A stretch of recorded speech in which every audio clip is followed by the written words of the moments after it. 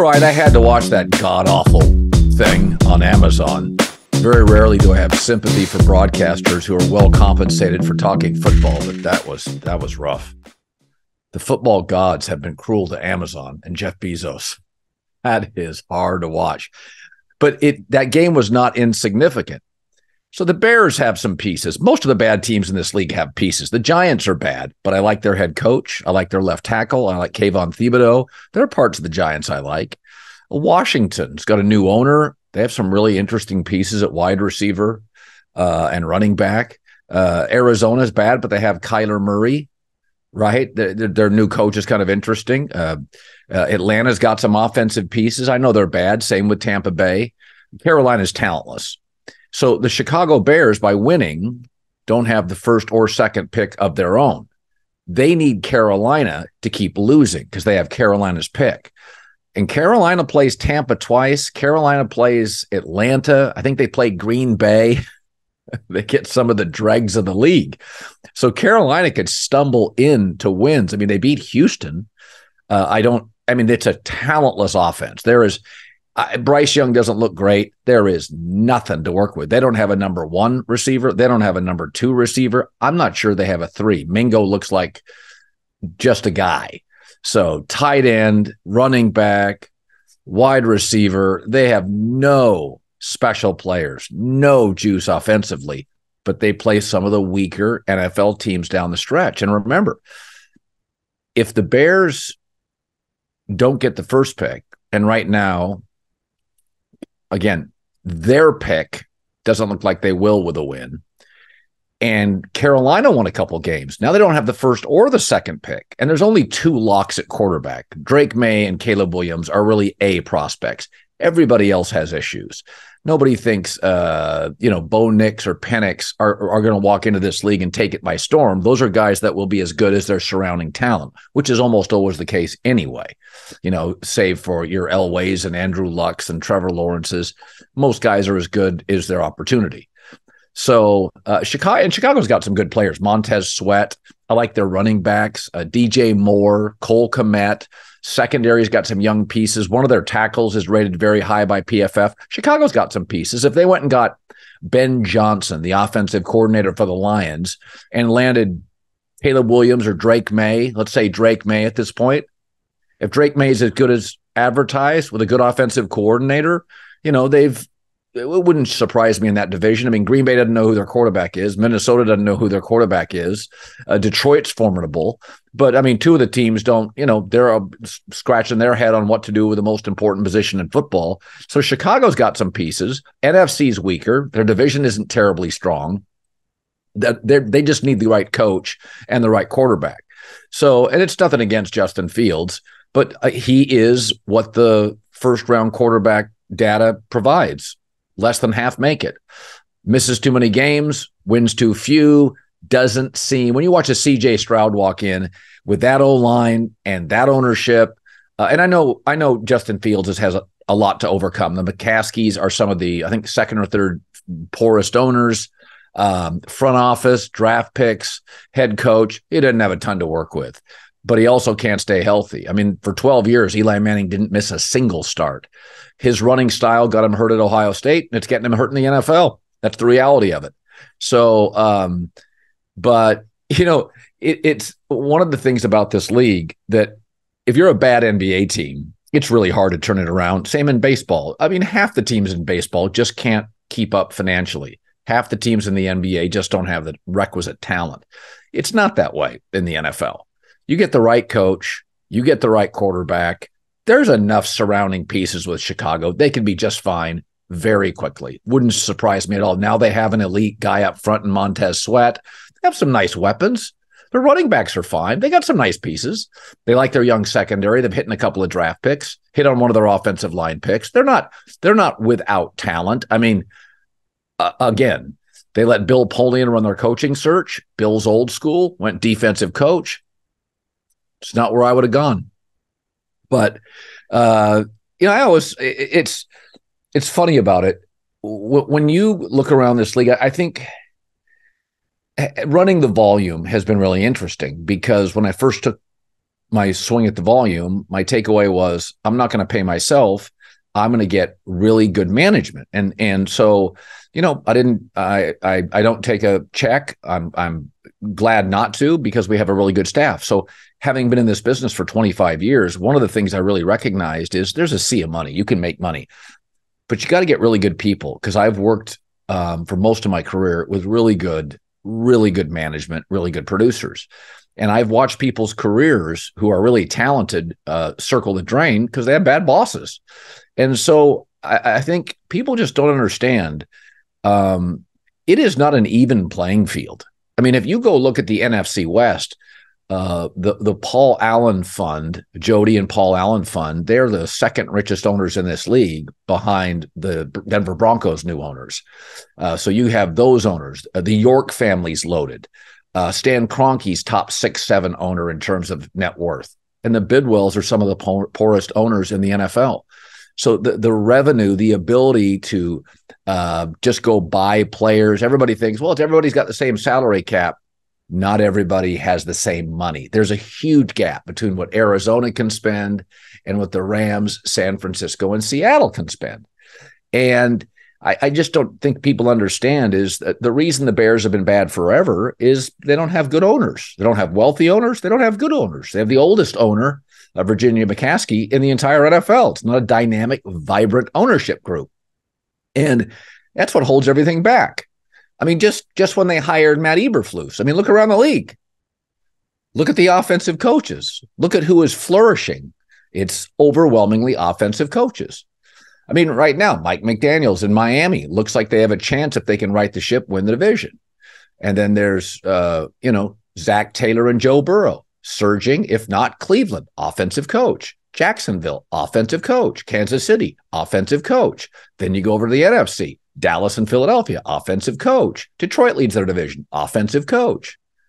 NFC West could be Kyle Shanahan. They have the best team, I think, best roster, offensive coach. So, what do the Bears do? I mean, are you paying attention at all? So, I just think sometimes we forget there's only so much you can do. The employees always get blamed for problems with productivity or performance at any company in America. You can't overcome lousy ownership. You just can't. That's why when I built the volume, it was like I was going to go and find the best available people to run it. We have an incredible staff. And it's made this voyage 2.5 years much easier than I thought it would be. I don't have to overcome incompetence. I walk in every day. I just had a meeting today about some financials and about, where we're headed. And it's just, man, it's so nice to work with smart people. Chicago has never once, founded in 1920, they've never once had the best quarterback in the league. Never in any decade, any era, arguably never in a single year. Jay Cutler's our all-time passing leader. You can keep blaming all the coaches and the general managers, but it's a really dysfunctional organization. My wife wants us to live in Chicago, and I really do love it. Don't love their winners, but I love it. And I'm like, honey, I don't know if I can live in a city with that bad of an NFL franchise. I don't know if I can do it. It's under consideration, but I don't know if I can do it. Time for another week of the VLTED Challenge. We're excited to be using the VLTED app. It's VLTED. It's a place where you can store your sports predictions, participate in cash prize pools without an entry fee. Make sure to enter the Colin Cowherd pool, chance to win $2,500 in cash prizes. All you have to do is answer the questions with confidence points, walk away with some serious cash. You receive an exclusive challenge also from me on the VLTED app, VLTED, the VLTED app. Same stakes this week. First place, $2,000. Winner gets to compete against me, one-on-one challenge. VLTED offers free pools, cash prizes every single day.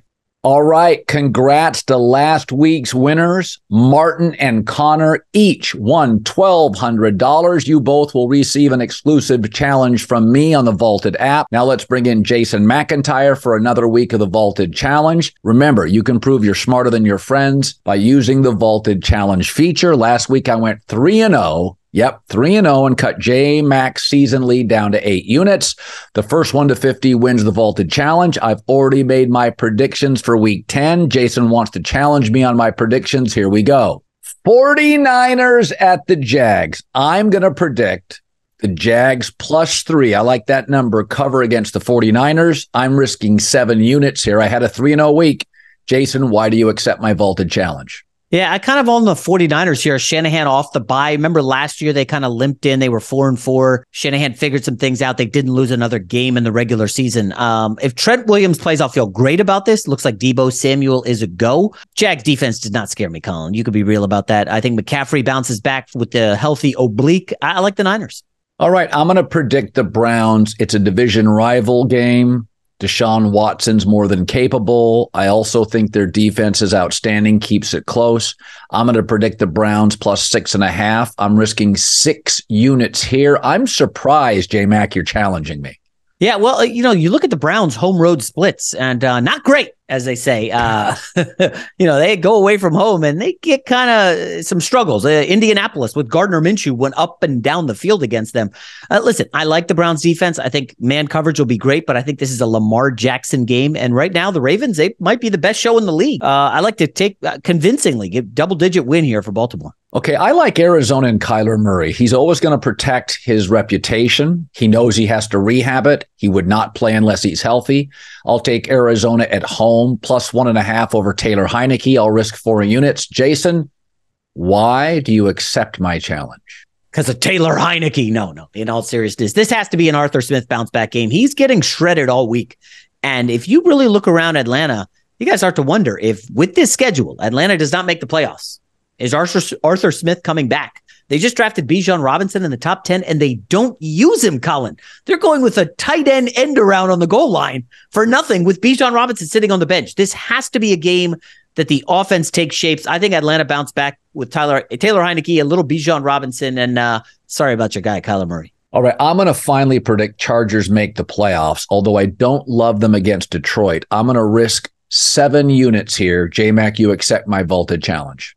Feeling great about Brandon Staley, huh? So you're the one. No, I like a lot of other teams in the AFC, like Baltimore. They're a lock. It feels like Joe Burrow's a 100% lock. The Jags are going, and then the question becomes, can the Chargers overtake Miami? Remember, Miami beat them head to head. What happens with Buffalo, the Jets? I don't know. I just too many injuries with the Chargers. You saw that offense without Josh Palmer. Going on the IR, that's a big ding. I think the Lions beat them this weekend, and we start Brandon Staley watch once again. So there you go. They're locked into the Vaulted app, VLTED, and make sure to enter the Colin Cowherd pool totally free. First place, $2,000. Remember the Vaulted app, VLTED. The QR code is right on the screen. So I've taken a very pro Jim Harbaugh stance. On the advanced scouting accusations. I don't think Harbaugh is completely innocent. I just think advanced scouting is sort of nonsense. It's a 1994 created rule that most of you didn't know existed that was to stop the separation of have and have-nots in college football financially, which is a joke because it's always been more than any sport in America, a sport of have and have-nots. The same teams that were good in the 60s were good in the 70s and the 80s and the 90s. The 2000s, 2010s, and now Alabama, Oklahoma, look around. It was the same teams. Michigan, Ohio State, the same teams. Very few new college football powers. Oregon, because of Phil Knight's money and vision, is one of them. Not many. I mean, Washington was good in the 70s. Washington won a national title in the 90s. Washington is good again. It's a lot of the same teams. Penn State.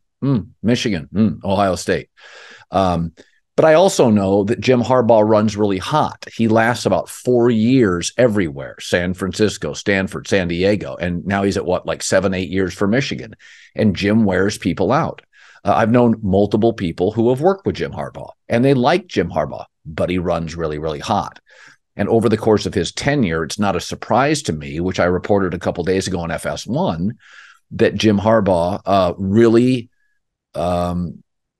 polarizing guy, has a couple of enemies within the Michigan family, being like donors and boosters. And these are billionaires and 100 millionaires, and they want a lot of attention and they want their way. And Harbaugh's just not going to give you that pat in the back and the attaboy that you want. So it doesn't surprise me that this is, as I've been saying, an inside job. It didn't come from Ohio State or Iowa or Purdue or Penn State. It came from inside Michigan. Because through the years, I've seen this time and time again, these college coaches, these football coaches, their salaries are published, and there's a lot of animosity in the building from other coaches who are having to make cuts constantly because of the football program. Now, football should be highly compensated. The only thing that makes money consistently, men's and women's basketball and football consistently make money. Most everything loses gobs of money.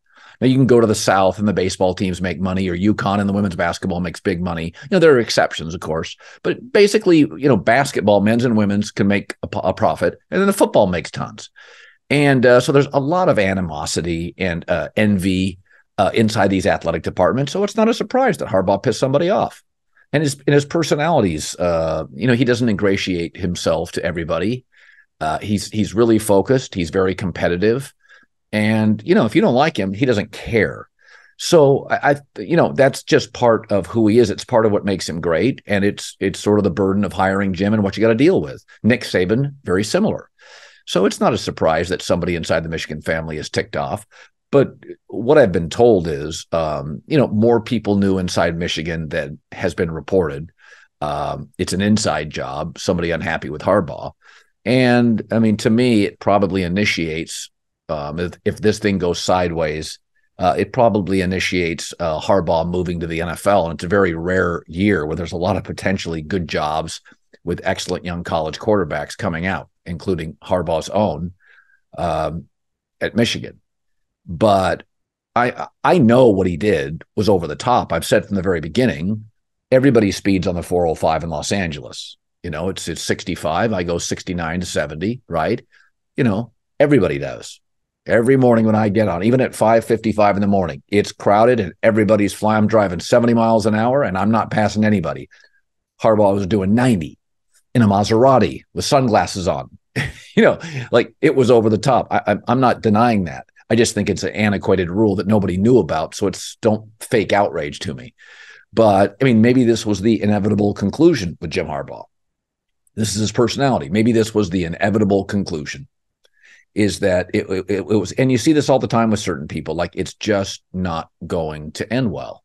I mean, people in my business, I can name names of people who are talented, but can be toxic, can be difficult. It doesn't consistently, repeatedly end well. It happens. So Harbaugh's going to be fine. He's either going to sign a lucrative contract at Michigan, or he's going to go to the NFL and make a lot of money and be very successful there. But and I don't think it's necessarily a bad move to win as the conference expands and gets more difficult, to jettison the Big Ten and move on. I don't think that's the worst idea in the world. Timing is everything, and this may be the time. I don't see anybody going forward in the Big Ten going undefeated. I mean, if you have 3 or 4 road games, one at Penn State, one at Columbus, one in Seattle in the wind and the rain. Seattle Huskies now have a great coach. Oregon has an outstanding coach. So there have been times that Washington and Oregon have been okay. Both now are excellent, and both, especially Washington coach, Kalen DeBoer, I don't think he's a ladder climber. I think he could stay at Washington for 20 years. Dan Lanning may go back to the South. There'll be a bidding war for him because big personality. He's young. I could see him leaving Oregon if somebody came up like a Mario Cristobal and open up the pocketbook. But nobody's going undefeated in this conference going forward unless you get a very, very workable schedule. I just don't see it. So maybe it's the time to leave the Big Ten, but James Franklin can recruit. Ryan Day can recruit. Oregon, big money, can recruit. Washington always has good players. USC, UCLA. It is going to be a handful. So maybe it's time. All right, NBA fans, basketball is officially back, and the DraftKings Sportsbook, official sports betting partner of the NBA, is celebrating with an unbeatable offer. New customers can get $200 instantly in bonus bets by throwing down just $5 on the NBA. That is a good deal. Win or lose, doesn't matter. You'll start the season with an instant W. a W, a win. All right, DraftKings parlays, everybody's got a shot to even more basketball wins and bigger basketball wins. String together multiple bets. It's called a parlay, same game parlay. Build your parlay across multiple games. And what does that give you? Better odds, so you can make a smaller bet and win more money. I like doing them. I like parlays. They're fun. Basketball is more fun when you're in on the action. And with DraftKings, you will be. Download the DraftKings Sportsbook app right now. Use the code Colin, COLIN. This NBA season, $10, $5. It's fun. It's juice. I love it. New customers, $200 instantly in bonus bets by betting just $5. Yeah, you heard it right. Only on DraftKings Sportsbook. The code is Colin, COLIN. The crown is yours. Don't miss the action this weekend when the Indianapolis Colts and the New England Patriots head to Frankfurt for the Frankfurt games in Germany. All right, these games air on the NFL Network and stream on NFL Plus. For a limited time, Verizon customers can get Netflix and NFL Plus for just $25 a month. That's an annual savings of $120. Plus Play is a platform where Verizon customers can shop, manage, save on subscriptions you already love, like NFL Plus. With NFL Plus Premium, you get access to live games on mobile, NFL Red Zone, NFL Network, which means you can catch games like the Colts and the Patriots in Germany at the Frankfurt games. Just go to verizon.com/thevolume to bundle and save before the games. This offer ends soon. Again, verizon.com/thevolume. I saw that the actors resolved their differences with the studios. So there was a director strike, and that was the first one to be solved. The studios caved. Then there was the writer strike, and it took a while, but eventually that was settled. Why did the actors, why were they the last ones to get something they felt was a reasonable and fair offer? Because they're less important. I'll give you an example. My wife often, we'll sit down and we'll watch an international movie. We don't know who the actors are. There's a streaming service called Acorn. I think it's like the Netflix of England. I watch stuff all the time. I have no idea who the actors are. But if the writing is good, I'm locked. TV, movie, streaming show. I couldn't tell you the last time I watched a second episode or got through a movie, even with star actors, if the writing stinks. Writing means more than acting. Now, in a perfect world, great actor, great writing. That's when you win the Oscars. That's when you win the Golden Globes. But I have two reasons I believe this. Number one is every great actor, Marlon Brando, Hanks, Denzel, Ryan Gosling, Tom Cruise, they've all been in bad movies. You never say, I'm not going to watch that actor again. Morgan Freeman, Ed Norton. You never say that. You blame the writing because the writing makes the actor. Secondly, I've always had a theory that if an 8-year-old can do anything, it's not that difficult. An 8-year-old can't write a screenplay. An 8-year-old can't be an astronaut, run a movie studio, or direct a great film. You ever watch Stranger Things? Half the cast was 8-year-olds, and it was fantastic. That's nothing against actors, but you can't write something that brilliant from an 8-year-old. You certainly can't direct it. There's child actors. Now, most become sad tales of woe in Hollywood, but there are plenty of child actors. Actors don't get me to a theater unless the writing's great. Writing gets me and keeps me in front of a theater or a TV, regardless of who the actors are. I'm not anti-actor, but if you're telling me I've got a choice, studios resolve their differences with the writers first. There's a reason. Now, I'm not saying Michael Keaton doesn't get me to a show. Don Cheadle, Amy Adams, Ed Norton. I'm not saying that. I'm not saying actors don't have talent. What I'm telling you is, though, writers are more important. And in this entire strike, all these strikes, whoever wants the strike wins the strike. They wanted to clean the books up in these streaming services, and they made sure the directors and the writers, they took care of those two groups first. I'm not anti-actor. I'm really not. I don't know any actors, and I think actors are important, but writing runs the business. Period.